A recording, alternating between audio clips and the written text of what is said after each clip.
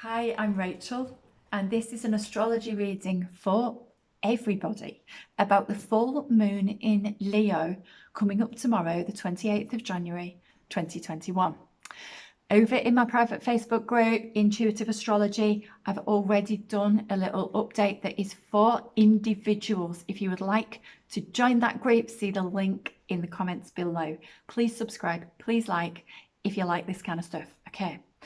What I'm going to talk about now here is the impact of this full moon in Leo on all of us, because it's really dramatic. Not only is Leo a very dramatic center of attention seeking sign, but we have a lot of drama going on in terms of the aspects that Leo is forming in the rest of the chart, in the rest of the universe, where the other planets are. Okay, so first of all, this is how it's going to affect everyone. We have, obviously, the full moon is opposite the sun in Aquarius. That's what full moon's about.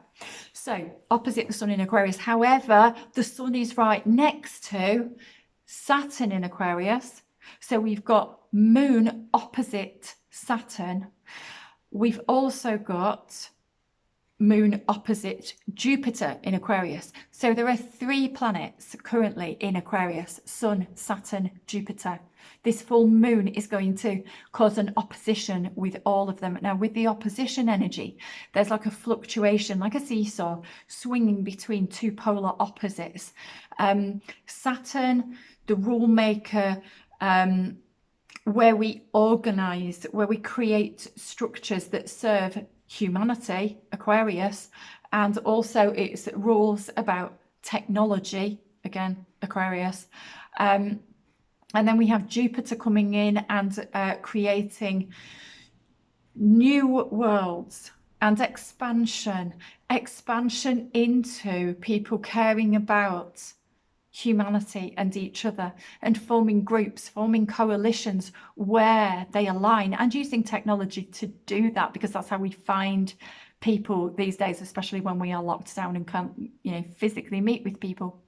So the full moon, the moon being our heart center and where we find our deepest emotions, that is opposite Saturn and Jupiter in Aquarius. So there are going to be emotions rising up. Now, the best way to treat this full moon is to look at what's going on individually within yourself and how this is impacting you, and what Aquarius means to you. Where does Aquarius feature in your chart? Which house is it in? What planets have you got there? And what's going on in Leo? So which house does Leo fall in? We all have Aquarius and Leo. So we've all got somewhere where Saturn and Jupiter and the sun is shining a light and creating rules and creating expansion and all these things in our lives. And we've also all got an area of our lives where Leo is going to have this full moon event. So do take a look at your own chart. I really believe that we each change the world individually by changing and healing ourselves. So we've got everybody going to be experiencing this seesaw of emotion that caused by the opposition, but also we have 2 really significant squares. Now, oppositions and squares are both very challenging, difficult energy, and it's almost an exact square between where the full moon in Leo at 9 degrees is going to take place and where Mars is in Taurus and Uranus is in Taurus.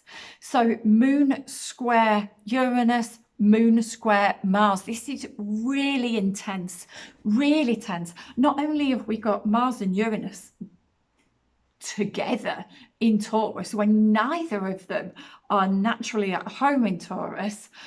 Taurus wants to create things in the material world. It wants stability and security. It takes its time over things. It plods along, and it likes its home comforts.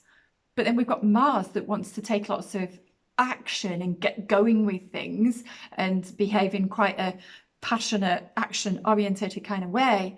And then we've got Uranus bringing in sudden changes and enlightenment. Now, neither of these are at home in Taurus, and we're going to have a really tight square with that aspect and the full moon, which already is a time of heightened emotions.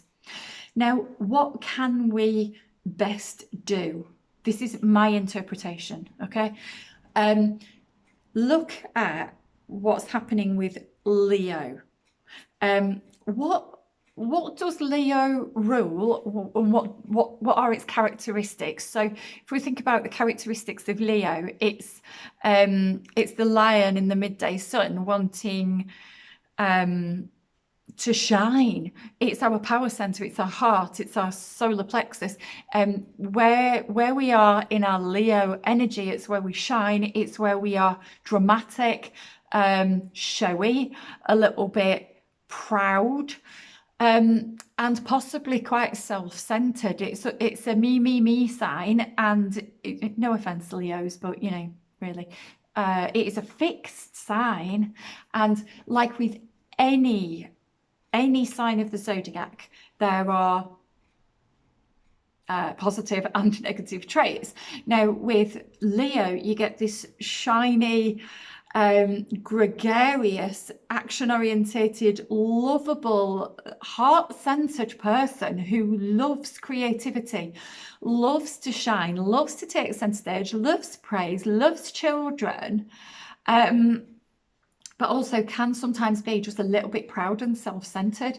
Now, if you are a Leo sun and this doesn't resonate with you, don't worry about it, because everybody has a very unique chart. Or you might not be a Leo sun, but you might have loads of planets in Leo and come across more like a Leo. It might be that your rising sign is Leo, and that's why it kind of resonates with you. Don't worry about that. Just get to know your own chart. Get to know where your planets are in which houses, in which signs in your chart. It's really good for self-development.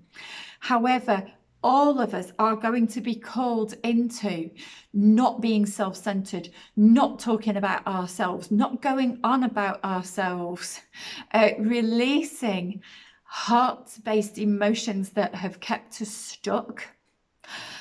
And how we can best transmute that and alchemize those feelings at this time is to bring them up, to sit with them, to honor them, to acknowledge them, to journal it out, talk it out, tell a friend about it. Go and roar at the moon if you want to, or howl because it's a wolf moon. Do any of these things, but express it, get it out, you know, be creative. Write it out, sing it out, paint it out, do what you do to get it up and out.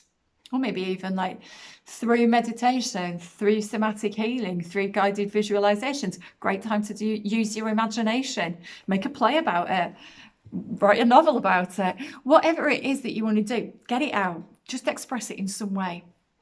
Because these emotions now that need to be released, that are in Leo, that are your Leonine tendencies, these can be transmuted by taking all of that love, all of that creativity, all of what you've been through, and transmuting that into the opposite sign of Aquarius. Aquarius is the great humanitarian, and on the 11th of February 2021, in a couple of weeks, what we've got coming up is the new moon in Aquarius. So we're releasing now anything connected with its opposite in Leo, so that we can take all that love and take all that creativity and all the drama and all of that kind of stuff, and we can forget the self-centeredness. We just take that love and we're going to give it out to everybody, because Aquarius is about humanity. It's about doing the right thing by everyone, by others. So I feel that at this time, feel into the energy of what Leo is bringing up for you. The lion, the lioness.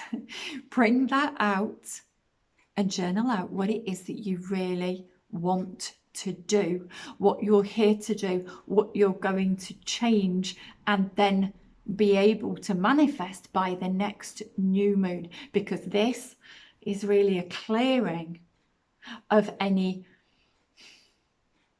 lesser aspects of Leo that need to come up, anything that's stuck emotion, so that we can move forward and do our absolute level best for each other.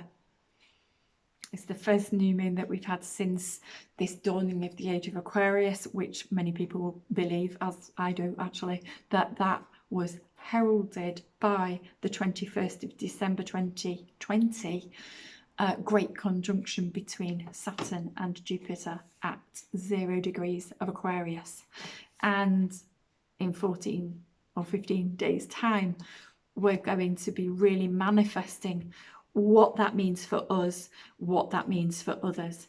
So this next day or two, really a great opportunity to bring up and feel what you no longer need or want in your life and your emotions. Okay, head over to my group if you want a little bit more information about what's happening for you individually. And thank you so much for watching. Have an amazing full moon in Leo. Bye bye.